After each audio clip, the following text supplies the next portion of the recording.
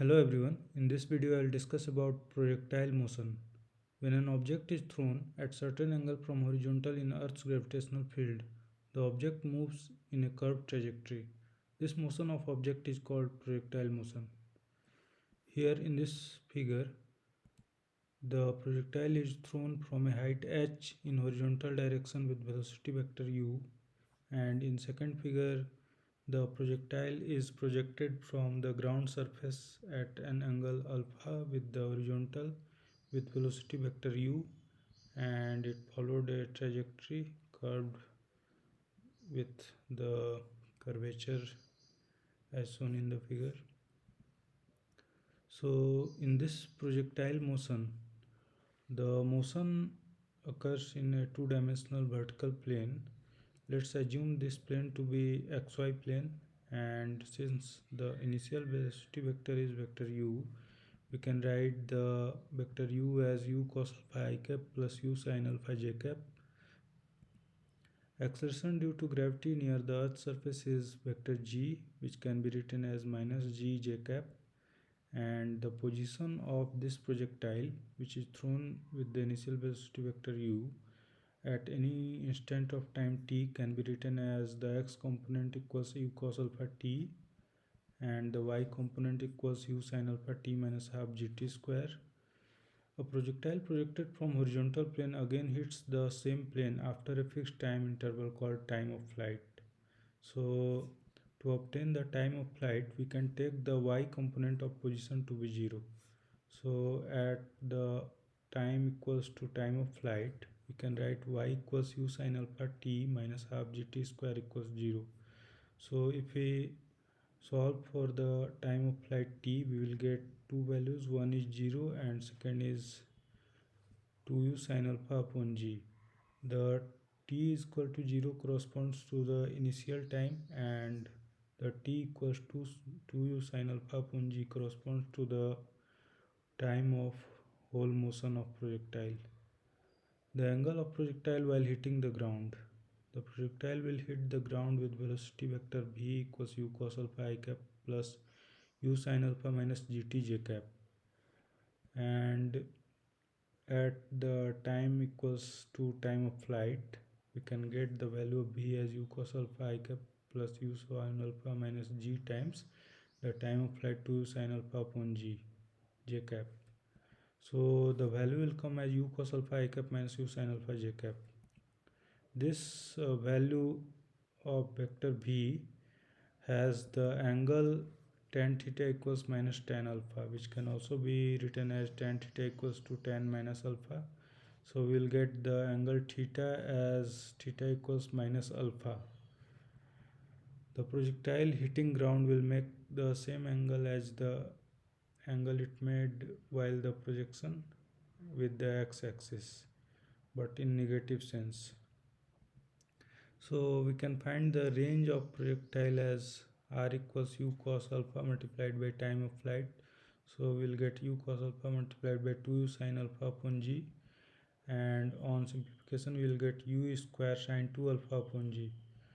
The maximum height h will be the height when the projectile's vertical velocity component becomes 0, or the second method is to finding the maximum height, we can use the calculus method. The maximum height will be when the value of function h, which is equal to sin alpha t minus half gt square, will become maximum, and we know that a function becomes maximum when its derivative becomes 0 and its double derivative becomes negative.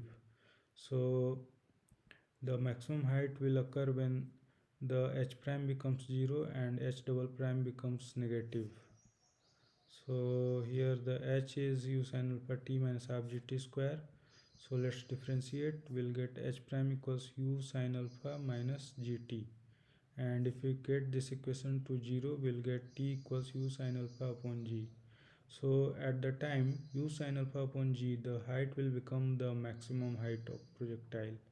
And we can also observe that this height u sin alpha upon g is half of the total time of motion. So this maximum height occurs at half the total time of motion, and we can obtain the here also we can verify that h double prime is minus g, which is negative, so this time is the time corresponding to maximum height of projectile. So if we put the value of t equals u sin alpha upon g in the equation of position value of y coordinate, we'll get h as u sin alpha multiplied by u sin alpha upon g minus half g multiplied by u sin alpha upon g whole square. So we'll get the maximum height as h equals u square sin square alpha upon 2g.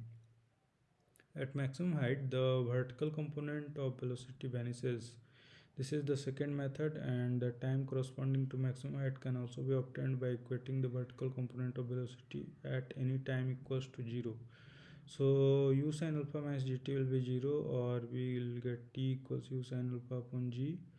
This is the same value which we obtained by using the calculus method, and the value of h will also be the same as we obtained using the calculus method, that is u square sin square alpha upon 2g. Equation of projectile trajectory. The projectile trajectory can be obtained by using the position of projectile at an instant of time t. The y component of position will be u sin alpha t minus half gt square, and the x component of position will be u cos alpha multiplied by t. So if we eliminate the value of t from both the equation, we'll get the projectile trajectory.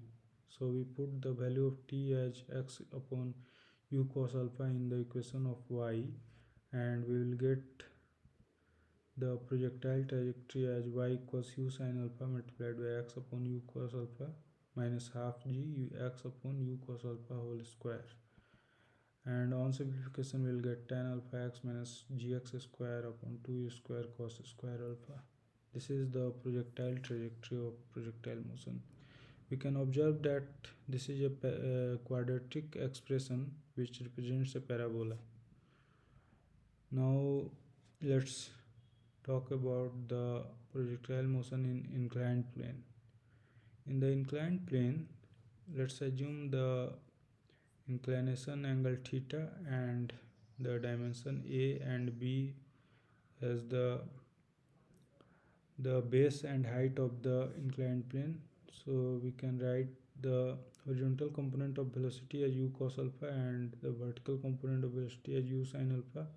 The position of projectile at any time t can be written as vector r equals u cos alpha t I cap plus 8 plus u sin alpha t minus half gt square j cap. The position of inclined plane at time t corresponding to x coordinate of u cos alpha t is vector r naught equals u cos alpha t I cap plus a minus u cos alpha t tan theta j cap. The projectile will hit the inclined plane when both the position of the projectile and inclined plane become equal. So we equate this two vector and we obtain u sin alpha t minus half gt square equals u minus u cos alpha t tan theta. So the value of t will be 2u cos alpha tan theta sin alpha upon g, and the range can be obtained by putting this value of t in the expression of position vector, and we will get the value of magnitude of the value of range as square root of u cos alpha t whole square plus u sin alpha tan theta t whole square. The value of t is given in this equation. If we put this value of t, we will obtain r equals to u square cos alpha sec theta cos alpha tan theta plus sin alpha upon g. Maximum height. Projectile reaches maximum height when vertical component of velocity becomes 0. T equals u sin alpha upon g, so we'll get h equals a plus u sin alpha t minus half gt square, which equals a plus u square sin square alpha upon 2g. Projectile motion inside a hollow spherical surface.